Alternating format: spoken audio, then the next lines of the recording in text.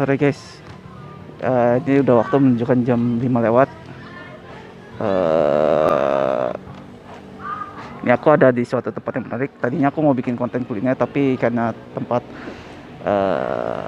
kulinernya tutup, itu bubur ayam Gibas tutup. Jadi dia ada yang unik ya dengan waktu bukanya. Kalau minggu pagi buka, sorenya tutup. Nah kebalikannya pas Senin paginya tutup, sorenya buka. Tapi di hari lain tuh normal tuh guys. Akhirnya tadi aku ngelewatin alun-alun Cicendo. Nah ini tempatnya. Jadi aku pikir aku bikin podcast aja deh sore hari ini di alun-alun Cicendo, sekaligus ngasih tahu alun-alun ini menarik.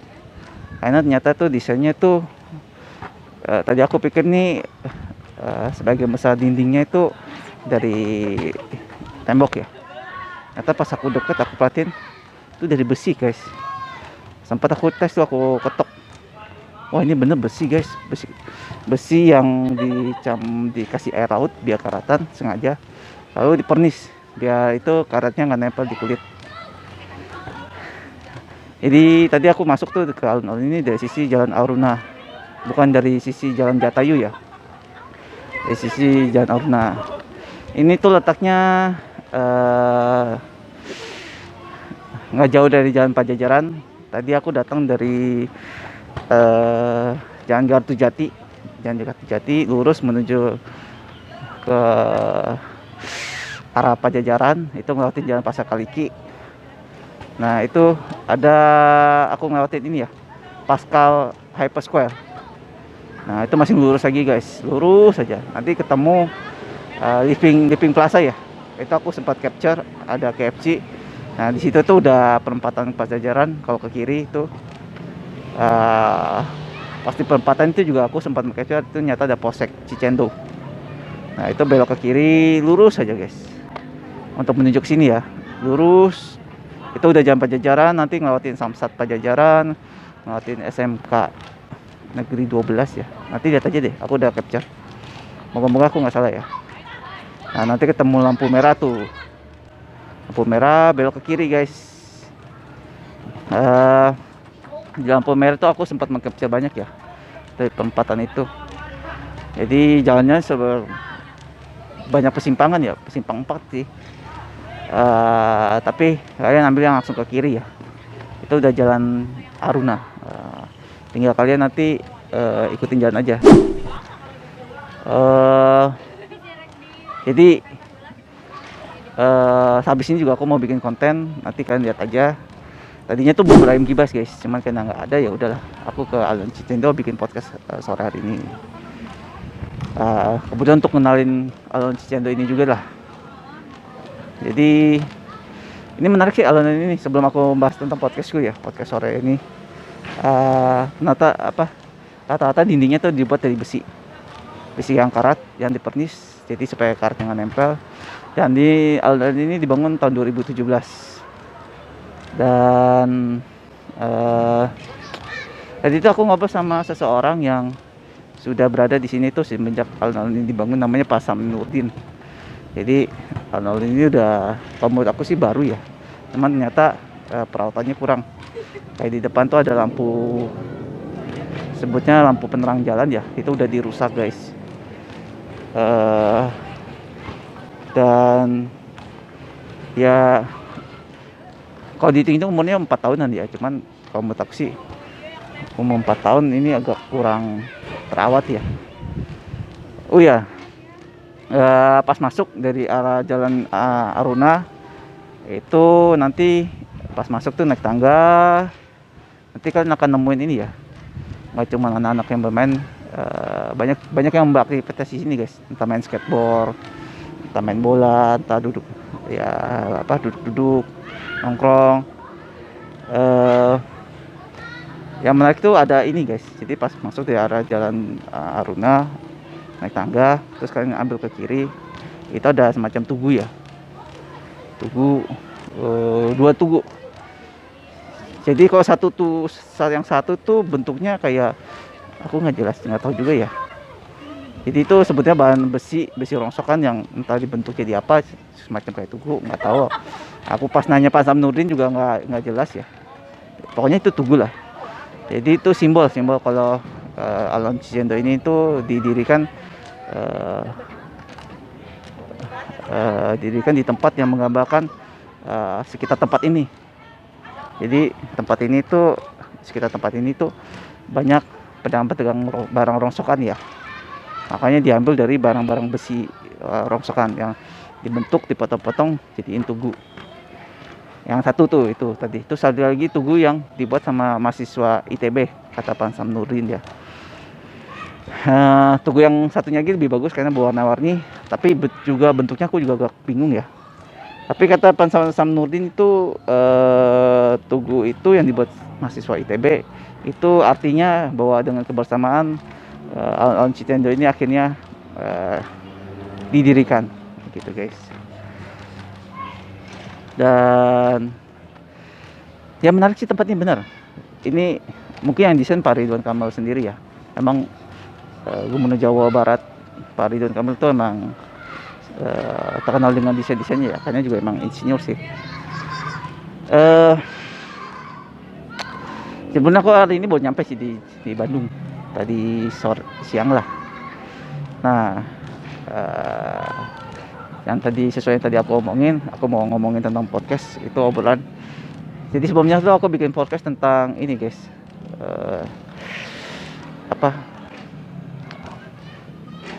tiket pesawat promo yang menjebak. Akhirnya itu masa itu kelar. Jadi ini aku berurusan dengan dua pihak, yaitu pihak Traveloka sama Lion Air. Dan aku sangat berterima kasih sama Lion Air ya, dan karena Lion Air itu menyelesaikan semua itu dengan singkat dan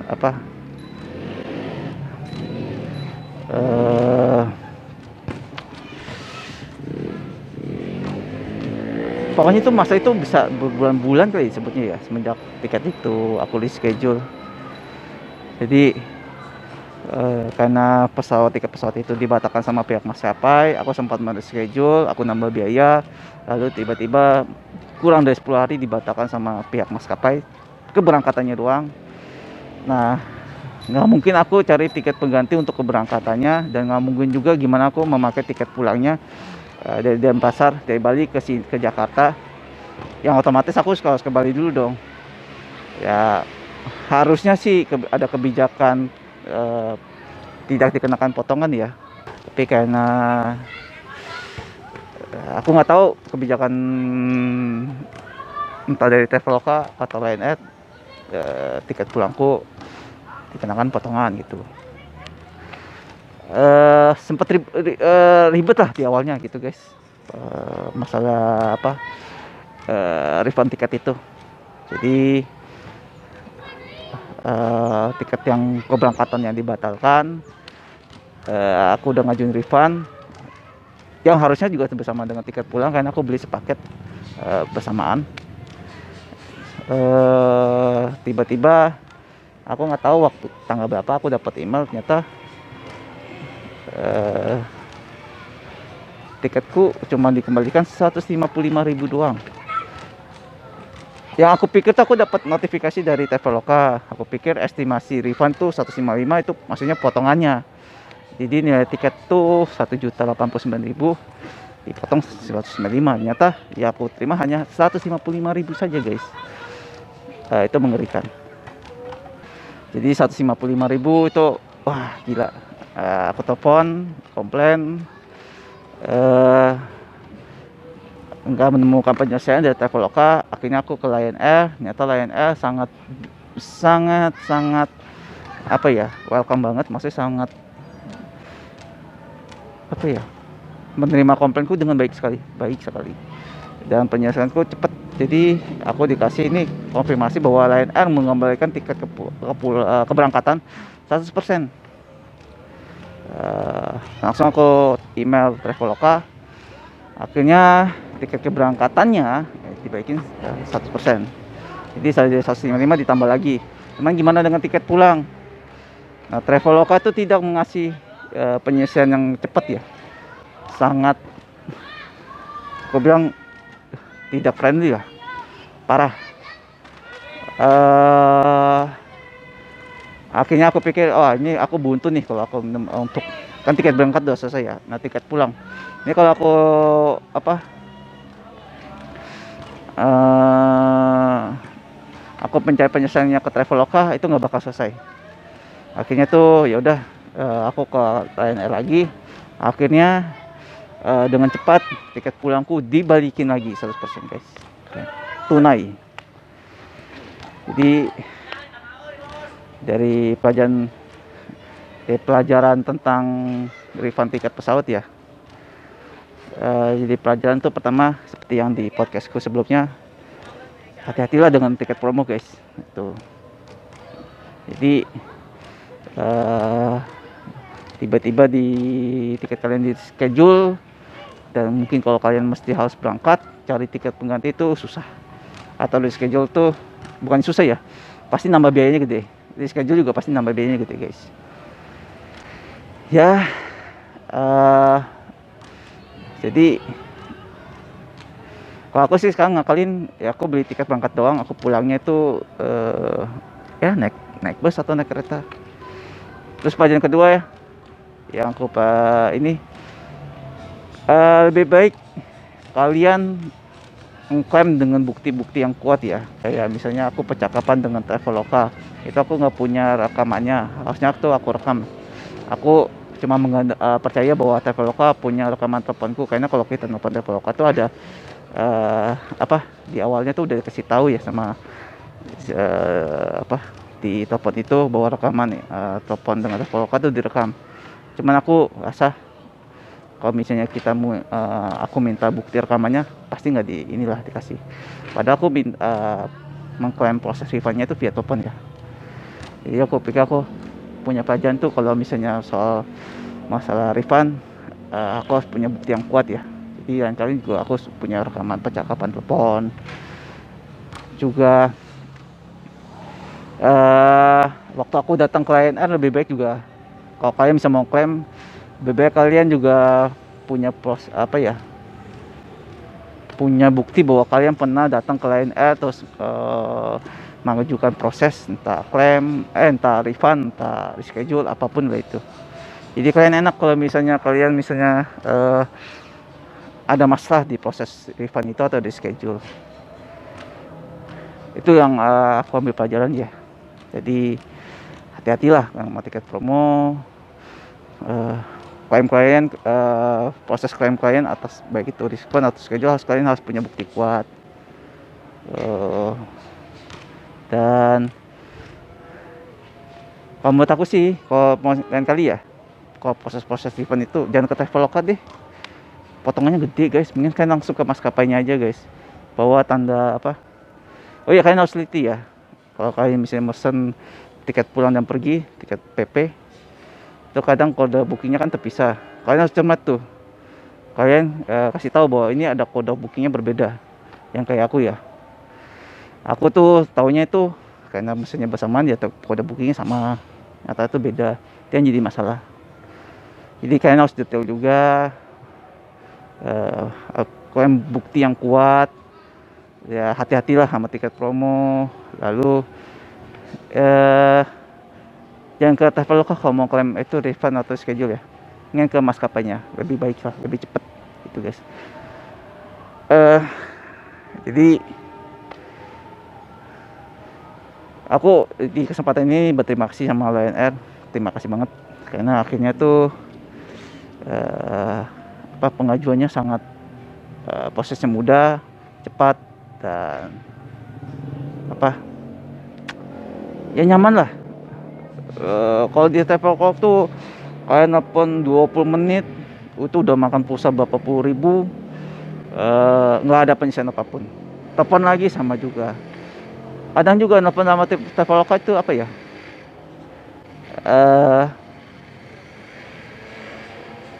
kita telepon nanti nggak lama kita dapat balasan berupa email, itu nggak nyambung ya kayaknya. Aku bilang agak kurang nyambung lah. Aku bilang ini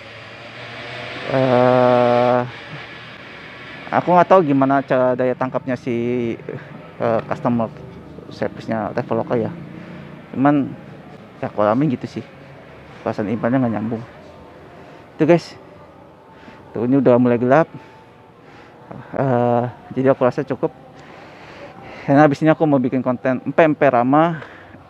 Jadi sebenarnya tuh tadi tuh aku sebelum jam 3 aku makan setengah 3 ya.